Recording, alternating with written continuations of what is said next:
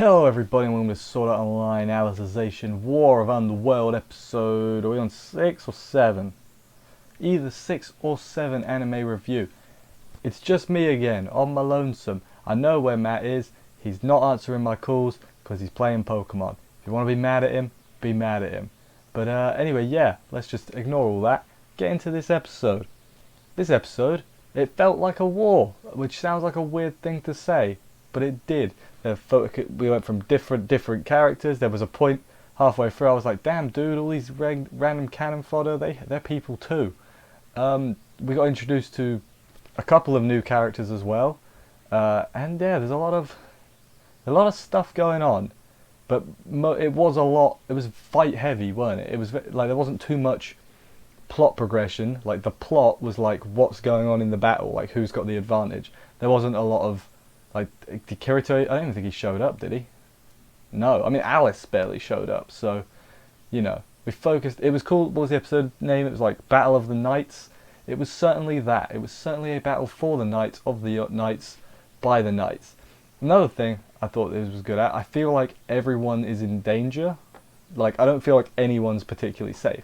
So I guess that's doing a good job of that. But anyway, let's crack on the episode in chronological fashion as we normally do. Let's do this thing. We open up with the last scene of last week's episode. We see all the armies, we see the human army in their battle positions, in their flanks and everything. I've not written down who's in what flank, my bad. We also see the Dark Army, the barrier breaks and everything. Emperor Vector basically says, have at it lads, you know, get to killing. Thanks Vector, you're not a very good human. We then go to our boy Dusselbert, he's the fire archer guy. He remembered his wife. That's a good thing. He's wearing his wedding ring. We see his one memory. He's got, I should mention I got a bad throat, so if I'm a bit quieter, that'd be why. Yeah, he flames on. He kills a load of goblins. There's going to be a lot of that where I'm just like, they killed a load of people, just covering a large thing. Because the fights, they were pretty good. I can see why they're taking a split break already when, after episode 12. I can see why they're taking a break if it's going to be a lot of this. Yeah, he rakes a lot of goblins. We have Fanatio. She tries to like snipe the leader of the guy she's fighting because she's her light blade, her light sword, I don't know what to call it, her light thing, and tries to snipe him, but he dodged it. Very good. Yeah, well that's going on with her.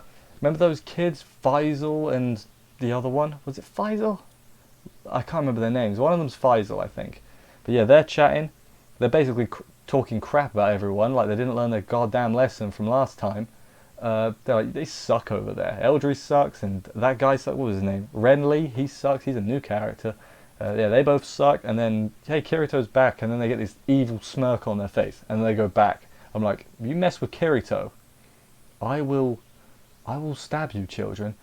Honestly, I think it's a ruse. I think they're going to try and help somehow. But I don't know, because I think we're meant to think, oh, they're evil, they still trying out to get him.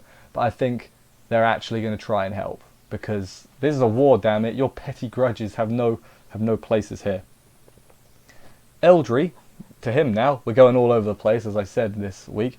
Eldry gets smoke bombed, his team. The enemies all get past him because they don't want to swing their swords around and attack each other. That's a fair point. So yeah, they get past him to where Renly is where they're heading, or where Renly's supposed to be, because Renly, he has green hair. He sort of looks like a male Sinon, sort of, if you squint a little bit. I hope people can tell what I mean, otherwise they're going to be like, what? You're crazy. But yeah, he's ran away from his post, and I do question how on earth he became an Integrity Knight, because their personalities don't change that drastically. I mean, they wouldn't change at all, would they? They're not like robots. Even when they were under Administrator, they still had personalities, and so Renly would have been a wimp regardless. You know, kind of weird that she allowed him to keep being an Integrity Knight. Maybe that's just me thinking it's a little bit weird. But yeah, anyway, let's get to some more big fights. Let's get into the big fights. So yes, Dusselbert has been flaming on everything. The enemy had actually learnt to surround him, target him and surround him so he can't wreck them all, which is a good thing. He gets a bit outnumbered, but then the guy who was Yu-Gi-Oh's master in the Sword Academy, I don't remember his name. I'm sorry, I've forgotten his name completely. But he helps out, so that's going on. Then we go back to Fanatio's side. The orc or whatever that she tried to kill is scared of her, and because he's scared of her, he starts glitching, like his light cube like connects to Fanatio's and paralyzes her. He's attacking his own guys in a rage mode. He's about to kill Fanatio. She's saved by a character called Dakira, who is one of the 4, like her underlings that she had. Remember she fought Kirito? She had those 4 underling people. One of them, that person then dies. Which, this part where she died, I was like, because they give like a brief thing of all her, like her memories of her with Fanatio and how she idolized her and all that. And you know, Fanatio's in tears. It's like, yeah, we might not know who a lot of these people are, but they're still people, you know. It felt like a war, because like everyone has a story, and they're all just getting killed, you know. Does that make sense? I think it did good at doing that, or it might just be me looking way too far into it. But I really enjoyed it. But yeah, then Fanatio, of course, angry. She uses, I presume, the incarnate system, because that's the answer to everything. She makes her sword giant light and just slices the glitch man in half, and so he's dead. He's definitely dead. Meanwhile, with Dusselbert, remember when I said it's a lot of fighting? It's a lot of fighting. Dusselbert's run out of arrows, and the Goblin Chief is approached now that he's ran out of arrows. They were waiting him out. Genius strategy from the Goblin Chief. I didn't write his name down. They're like going after him, but he can still fight with a sword, but he's not as impressive as other people, so good job, good job, Dusselbert. Keep at it.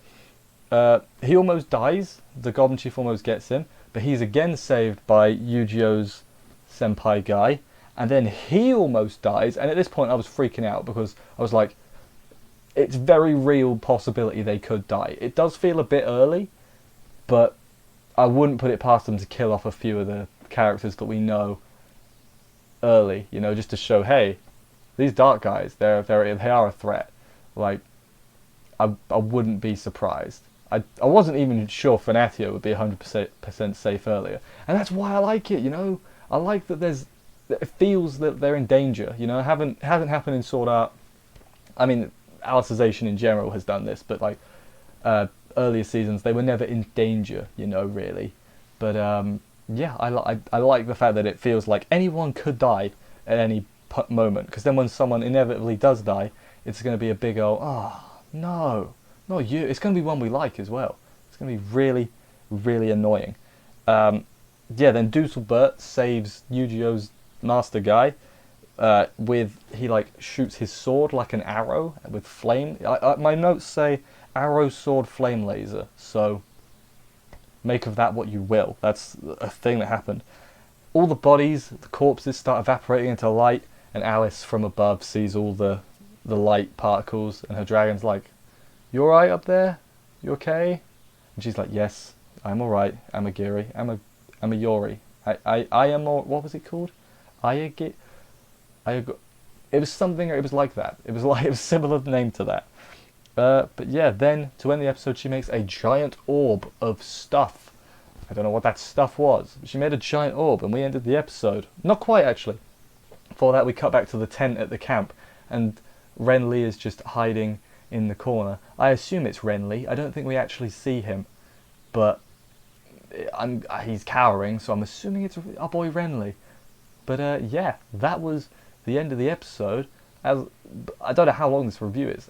I've gone a bit speedy because a lot of it was fighting, and I feel like it's going to be a long stretch. I'm actually sort of glad they're taking a break, because I mean, if it is just going to be a long stretch of fighting, which it's got to be, because all the characters are in one place. There's not going to be the fight's going on over here, so there's going to be a few people off to the side searching for something. No, they're all fighting in one place. They might push them back briefly and have a moment of reprieve, but I think I haven't read the light novel this far, I should specify, but I think it's going to be big old fights for a while, which might get honestly might get a bit exhausting. So I think the break is a good idea. But yeah, so far the humans Haven't lost anyone major. Sorry to that one of the 4 minions. Minions? Underlings, we'll call them. That's just as bad. Because, you know, that was the only real death. I'm sure the deaths will come. I'm sure, you know, that no one's safe. I'm worried. I'm worried or concerned. That doesn't mean the same thing. I'm wondering what those two brats are doing. I think they're going to get Renly back to the fight somehow, because, I mean, who else could get? I mean, Ronnie and Tease could talk to him, I guess. But yeah, he needs to get back to his position and show what he can do. And hopefully he doesn't die, because I mean, he is a cowardly loser at this point. But maybe he's really cool and interesting. And to be honest, if everyone survives, I guess I'll be happy. I'll be a little miffed, honestly. Somebody should die. That's a thing that should definitely happen. But yeah, that was the end of the episode. I said I enjoyed it. As I said, I feel like we had a long setup period for the war, and now we're gonna have a big old war, and it's gonna feel like a war, and it's gonna be awesome. But yeah, thank you for everybody for watching. Sorry it was just me again. Sorry it's probably on the shorter side because of that. It seems that every time you know, a big game comes out, Matt disappears off the face of the earth. So I've tried. Anyway, thank you everybody for watching this review, sticking with it anyway. I will see you next week for another episode of this. Matt will probably be here too, I have no idea. Probably, what was I going to say next? Make sure you subscribe and like and comment if you enjoyed it, because YouTube likes it when you get more numbers up, and I like it when I get the numbers up too. So everything is good like that. I will see you next week, as I said, for another episode of this. And bye, guys.